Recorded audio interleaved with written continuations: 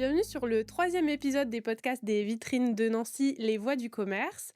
On accueille aujourd'hui Valentine Silla de la boutique Bloom. Bienvenue. Merci. Et on va parler aujourd'hui de comment se différencier face aux grandes enseignes et au e-commerce. Valentine,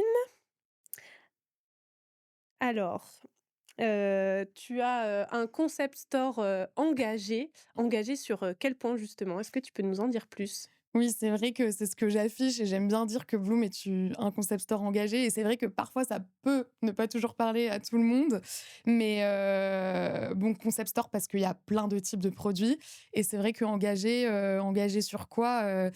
C'est, sur, que des produits en fait qui soient, déjà, éco-responsables, français ou local, c'est encore mieux aussi, avec, une éthique, dans la manière de les fabriquer, dans la composition des produits, dans les valeurs de la marque aussi.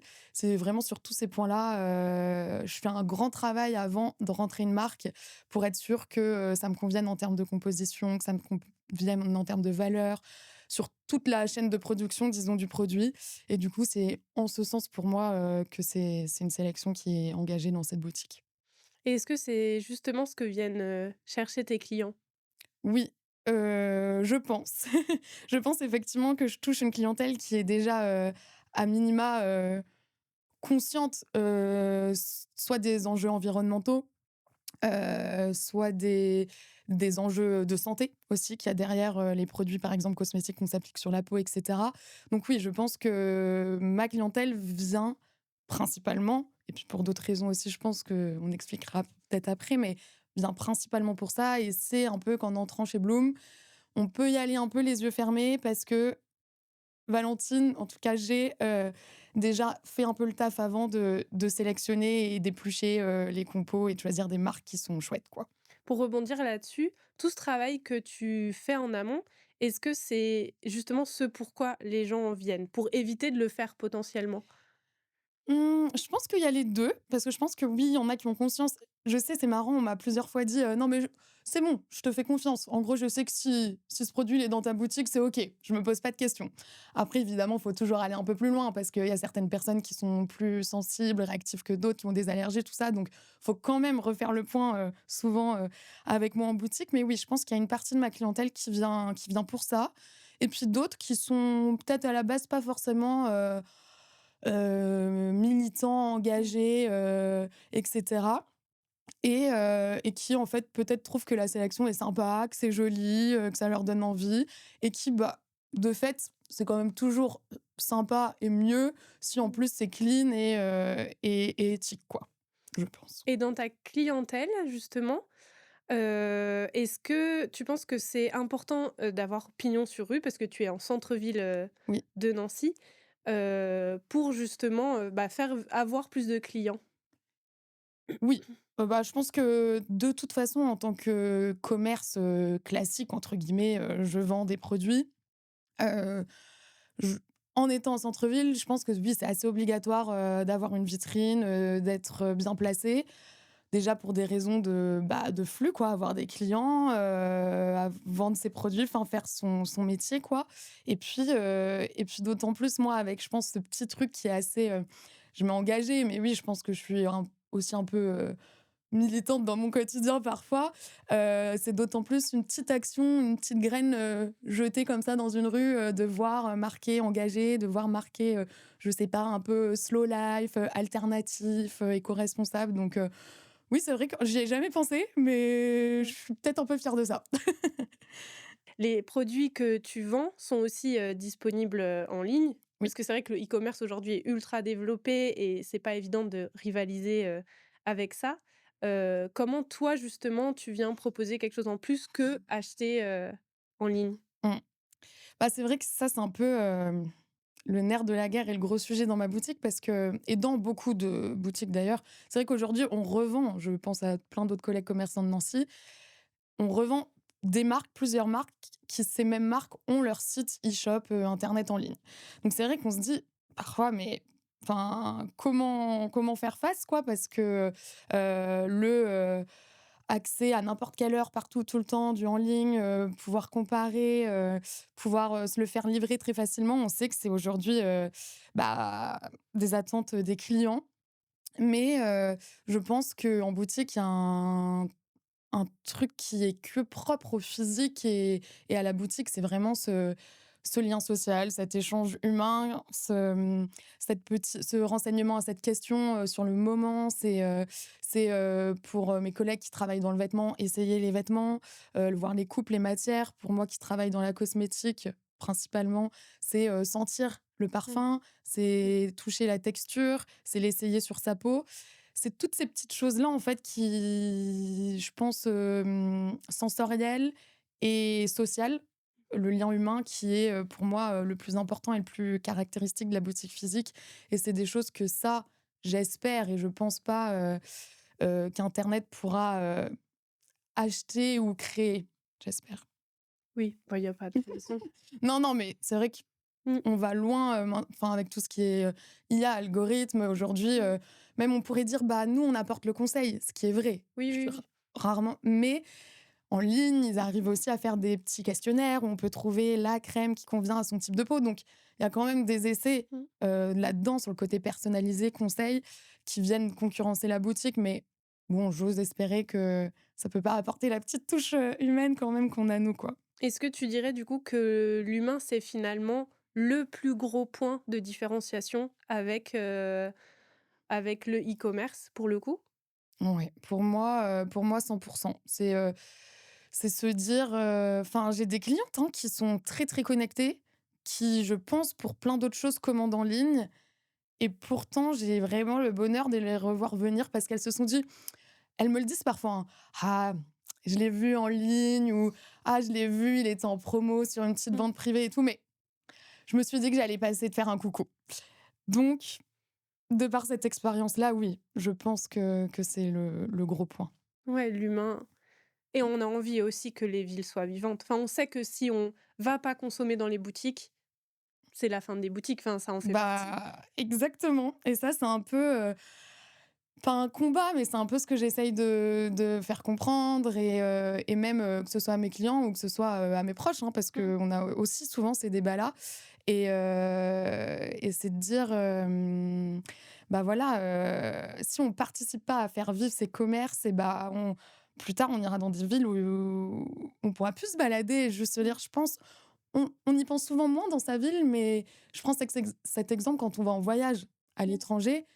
Clairement, ce qu'on aime dans se balader dans la ville, c'est découvrir des petites boutiques, aller dans des petits restos, et en fait, bah, ça peut être cool aussi de penser à se dire: «Bah, dans ma ville, dans mon quartier, moi aussi, je vais peut-être participer à ça, essayer de les faire vivre pour que justement, globalement, on ait des sociétés, enfin des villes dynamiques, des sociétés où on puisse encore échanger, aller chez son épicier du coin et cetera» et ça, c'est vrai que moi, je sais que, je c'est un sujet peut-être, enfin forcément depuis que je suis commerçante qui me touche et où j'essaye vraiment de même si je dois aller dans 5, 6 boutiques différentes pour faire l'entièreté de mes courses, je sais que là-dessus je suis engagée et j'essaye de faire vivre les personnes de mon quartier et oui, sinon à terme, ça risque d'être un peu tristoun dans les centres-villes, même dans les campagnes, hein, parce qu'il y a aussi des commerces, en campagne qui, Oui, bon, là, sont encore, ça périclite davantage et ouais, ouais, mais c'est important. mais c'est une manière de militer, de choisir où on achète. Oui, oui, pour moi, c'est vraiment justement, je pense que c'est vraiment une question de choix, de Mmh. consommer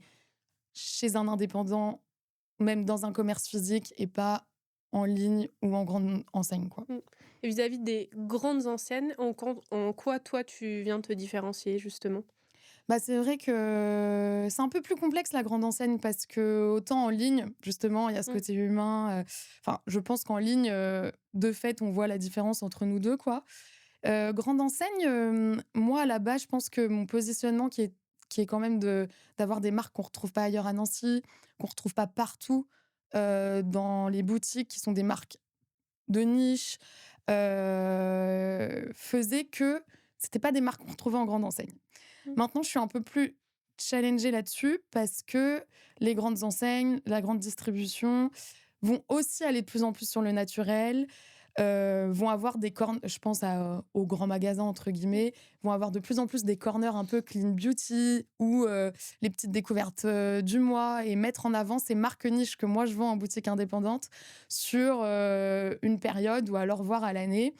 Et là, effectivement, j'ai des clientes qui me disent: «Ah, bah, j'ai fait mes courses, chez telle enseigne, j'ai vu qu'il y avait, le shampoing que vous vendiez ou le truc» et là, oui, là, on se dit: «Ah!» et en fait, encore une fois, je pense que c'est là où intervient quand même, bah, notre savoir-faire, notre conseil, notre sympathie aussi et puis, bah, du coup, la fidélité des clients. Mais leur fidélité, c'est quelque chose, bah, que nous, on crée finalement un peu, Mmh. et c'est là où intervient ce truc où souvent on me dit, «Bon, j'aurais pu l'acheter, mais je me suis dit: "Bon allez, samedi, j'irai en ville, j'irai voir ce qu'elle a" parce que il y a aussi d'autres petites marques que je peux découvrir, parce que, je sais que ça va être un bon moment et Mmh. puis je montrerai à ma copine, on ira chez Bloom ensemble».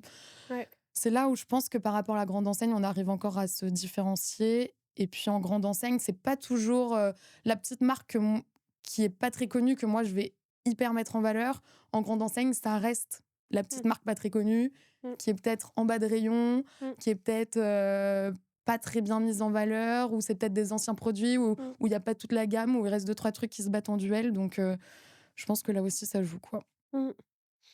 Et justement pour, fidéliser les gens, pour qu'ils viennent chez toi, qu'est-ce que tu déploies en termes de communication? Parce que finalement, ça reste aussi un des gros vecteurs, importants pour s'en sortir face au commerce, aux Oui. autres, gros commerçants. Oui, c'est vrai que la communication, c'est une grosse partie, je trouve, du job de commerçant. Et d'ailleurs, c'est pour ça que parfois je suis pas très régulière. Moi, je la fais toute seule, par choix Mmh. pour le moment. Mmh. Peut-être que ce sera voué à changer après, mais pour le moment, j'aime bien la gérer parce qu'en fait, il y a aucune journée qui se ressemble. On sait jamais, parfois, on reçoit notre commande, notre colis et du coup, c'est ce jour-là alors qu'on pensait qu'il arrivait dans 3 jours. Donc j'aime bien que la com soit assez spontanée en disant, «Bon, bah, voilà, aujourd'hui, j'ai reçu ces produits réassorts de cette marque» et comme ça, la cliente, le client, sait qu'il peut venir le chercher ou qu'il peut me le mettre de côté par, message. Ça, c'est des choses que je fais aussi. Mmh. Donc oui, ça, c'est hyper important la communication pour, peut-être même pas pour se différencier des grandes enseignes, mais en tout cas pour soit se faire connaître et donc Mmh. du coup, de fait, effectivement, que les clients viennent plus en boutique physique. C'est un gros point. Un petit rappel comme ça, quotidien ou pas quotidien, mais: «Ah tiens, oui, c'est vrai, j'ai vu dans sa story, qu'elle la faisait cette marque-là. Mmh. Je vais peut-être pas aller, je sais que c'est présent à Nancy, donc je vais peut-être pas commander en Mmh. ligne», oui, c'est pour moi important pour se faire connaître, pour faire venir le client en boutique et pour, bah, vendre aussi, quoi. Mmh. Mmh. Mmh. Mmh.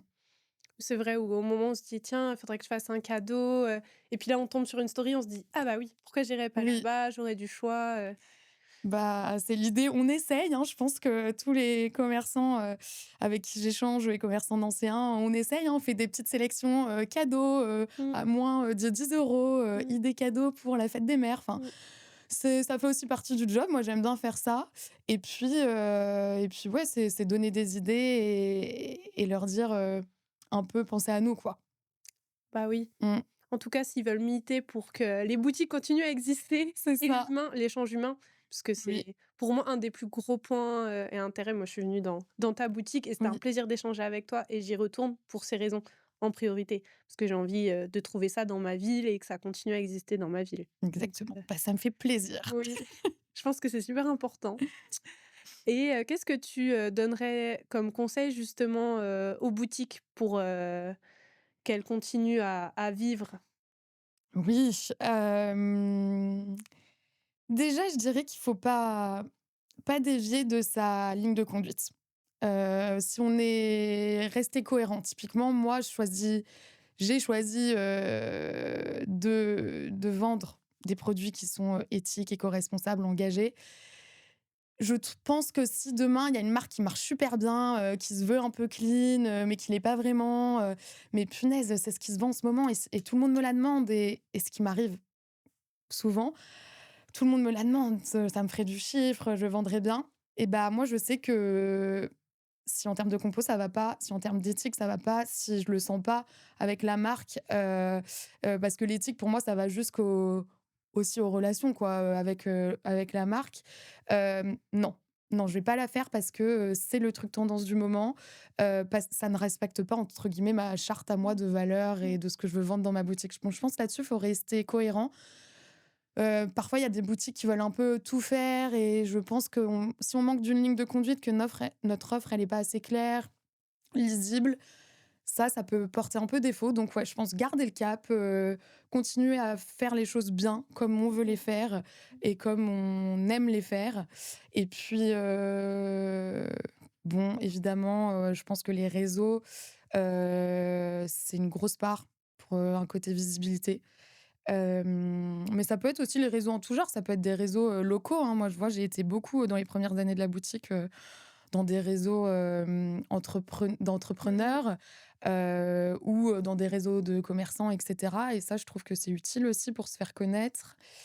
Sensibiliser aussi, justement, à ce dont on est en train de parler, à peut-être, la difficulté des petits commerces, physiques à perdurer, sensibiliser à acheter, en présentiel. Je le vois, récemment, on a vu beaucoup l'exemple avec des librairies Mmh. qui ont alerté justement sur leur situation, sur ce qu'elles vivaient et les résultats ont été qu'il y a eu vraiment, enfin, en tout cas dans ce que je lisais et ce que j'ai entendu, plus de passages, plus de fréquentation suite à ces petits appels, et en fait, du coup, on se dit que, du coup, parfois, c'est aussi peut-être juste un oubli. On n'y pense plus qu'on a Mmh. ces commerces-là et juste le rappeler fait que les gens viennent et en fait, bon, souvent, malheureusement, c'est quand on est un peu au bord du gouffre que les gens y retournent et cetera Mmh. mais du coup, le rappeler en amont, dire qu'on Ouais. est là, que c'est important de soutenir, son centre-ville, ses commerces, je pense que c'est bien aussi. Moi, je le fais peut-être pas assez et je trouve que vraiment, c'est important quand même. Note pour la suite. Oui, c'est ça, c'est ça.